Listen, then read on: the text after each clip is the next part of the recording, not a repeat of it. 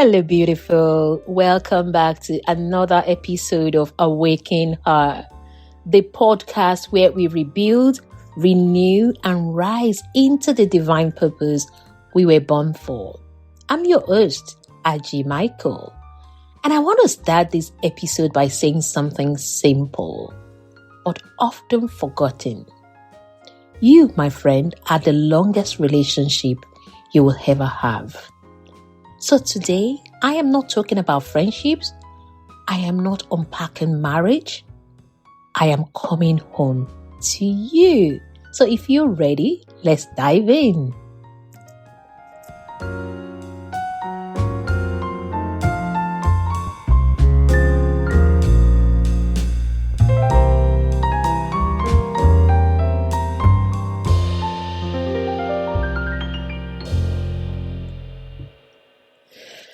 Welcome back, my friend.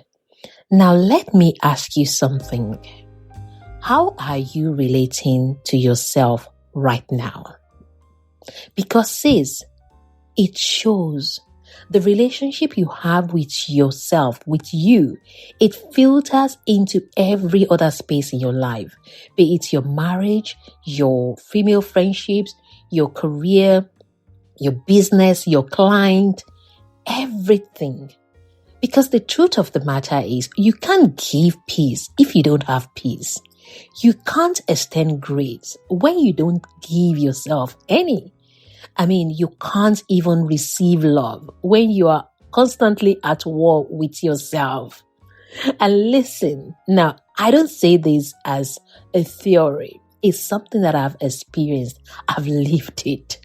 A couple of weeks ago, I was burnt out completely. I have got emails that I needed to attend to. My inboxes were going out of control.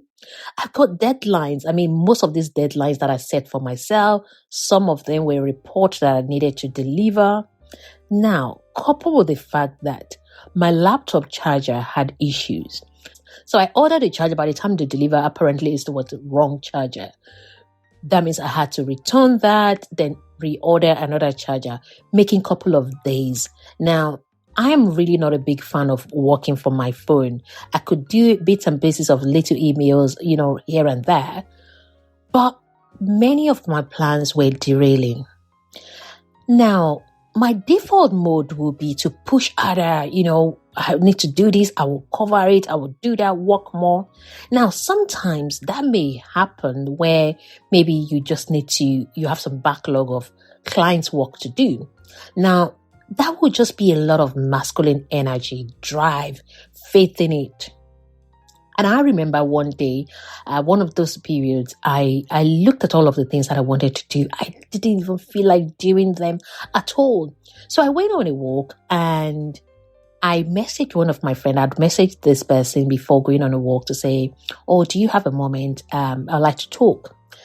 So when we spoke, they called me back and we just talked. And they said, actually, I really don't know what you want to say here. And I just said, yeah, maybe you're not supposed to say anything. Perhaps maybe you just need to listen to me. And they just said, yeah, maybe you should just take one at a time. So, yeah, and ended the call. But my soul was whispering something else. Aji, what do you really need? And that one question led me back to something I hadn't felt in weeks or months. Joy, softness, me. That question led me to my happy place. Wow. Now, what is a happy place, really? A happy place isn't a beach or a cafe or a holiday. No, it is this sacred space inside you where your soul exhales. It is that moment where time slows down and you remember, I am more than what I produce. It is where your soul gets fed. It is where your body lets go. where your mind doesn't have to fix or prove anything, where your mind isn't constantly working. If you're wondering how to go into your happy place, one of the key things for me is checking in with my values. I went back to the question where my soul felt like, what do you really need? I felt like what I needed was to be with people, right? I just needed that to shut down. So I booked a quiet weekend away with my son. We stayed with a family friends for about 4 days. We laughed, we ate, watched movies, criticized all of these movies, if you know what I mean. And sometimes we'll cook, sometimes we'll order food in. Some of my friends also, like some couples, they came visiting. My goodness, sis, I exhaled in a way I didn't know I needed. Now, community building is one of my core values, and that's one of the reasons why I do what I do around His Lady. Then we came back. I also booked another time away. I flew to Ireland. I reconnected with my soul sister and a very dear friend. She's got twins. I have not seen them in about 2 years. My sister, who also lives in Highland, she about an hour away from my friend's place. She drove down with her husband and the children. Now she's got a huge list of them. I hope she's not listening to this. Then my friend's sister, coincidentally, was also around. She was around with her 2 kids. You know, she lives in England. She also around. So it was just a whole house full of people. We ate, we talked. Different kind of food, and trust my sister, she would say, oh, why did you do your makeup like this, and all of that. Before we know it, she has just done a quick makeover on us, and we started having photo shoots, all these spontaneous photo shoots. It was beautiful. We breathed, and I realized my soul had really been craving this kind of joyful moments for months. Now, on the flight back, I sat by the window and whispered to myself, this is what being in right relationship with self feels like. Now, sis, if you're wondering, are you in the right relationship with yourself? This episode might be just what you need. For example, if you feel resentful giving to others, but you can't stop. If you haven't asked yourself, what do I want in a long time? If you can't remember the last time you laughed without guilt, or you paused, you took a break without feeling guilty, or maybe you're numbing joy with also, sis, you're probably out of relationship with yourself. Now, I want to give you a few tips for you to find your happy place. In case you're wondering, how do I find my happy place? Okay. Like I mentioned to you, I had to go back to my values. One of my values, one, is community. Okay. Then another part of my values is also inspiring others. I love to help women. I love to be there for people, not being burned out by being there for people, but I just love to pour out of myself. So the first question you might need to ask, if you're thinking about what is my happy place, ask your soul what it needs. Not your schedule, not your to-do list, not your ego. Ask your soul. Then listen. Let your next action flows from that space. The second tip, return to what lights you up. For me, I can mention earlier on, recording this podcast, writing my Soul Sunday newsletters, pouring into my small sacred circle of women. I mean, these things refill me. I love inspiring people. What about you? The third tip, create a ritual of reconnection. Now, this doesn't have to be so dramatic. This might just be a walk, your playlist. Just put your playlist to be playing in the background.